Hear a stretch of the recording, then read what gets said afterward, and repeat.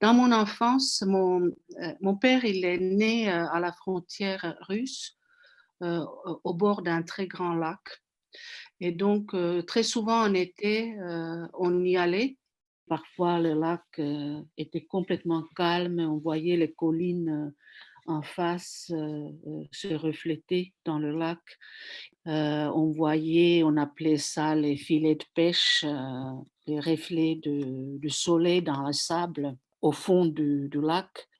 J'ai ce souvenir de fascination par ces fils d'eau, de lumière au fond du lac que j'observais beaucoup. Alors après, comment ça a fait le lien après avec le théâtre?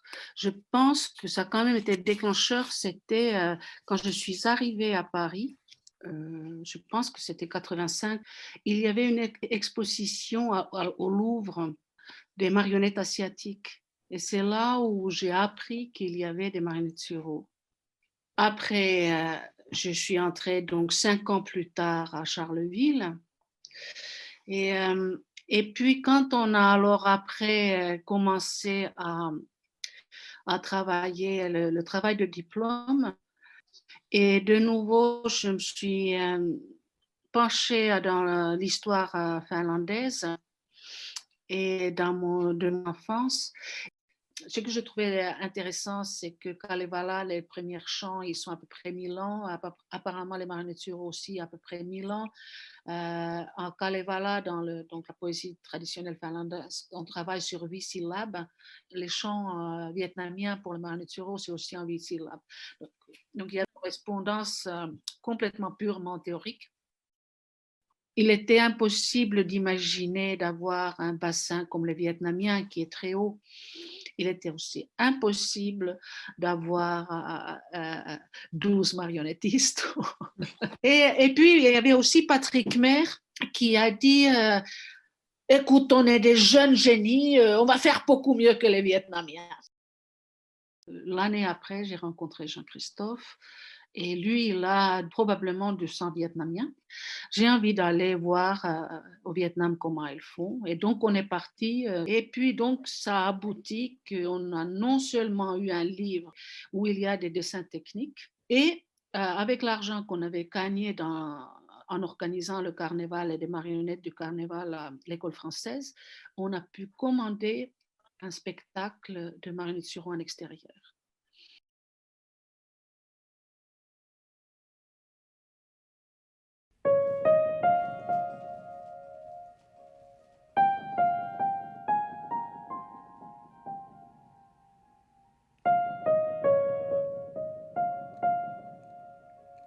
Donc, je reviens souvent sur le livre et j'ai l'impression qu'il y a encore beaucoup de choses que je n'ai pas expérimentées dans les techniques traditionnelles. Et voilà, j'ai appris à respecter la vision technique de certaines marionnettes traditionnelles. J'ai toujours besoin d'y revenir. C'est comme une complicité, en fait. Même si je ne connais pas ces personnes et je n'ai pas gardé de lien vivant avec les marionnettistes vietnamiennes, c'est comme une sorte de pont dans le temps, aussi dans l'espace. L'eau garde aussi côté l'imprévisible. Il y a des moments où quand il pleut beaucoup, qu'on ne peut pas travailler, que l'eau s'y met d'une manière très autoritaire dans les conditions du travail. La masse d'eau autour de la marionnette est tellement plus importante que par exemple la manipulation dans l'air, la résistance de cet élément, qu'une personne qui manipule en utilisant ou qui travaille très d'une manière intellectuelle ou d'une manière très cartésienne, je pense aura des difficultés parce que l'eau demande une approche plus peut-être corporelle et sensuelle à l'élément, et puis demande aussi qu'on travaille sur notre intuition et en même temps demande qu'on sent les courants. On ne peut pas arrêter la manipulation à la forme d'une marionnette extérieure comme, comme corporalité. Il faut aller plus loin, être conscient d'un espace qui entre en jeu, même si ça ne soit pas visible pour le public.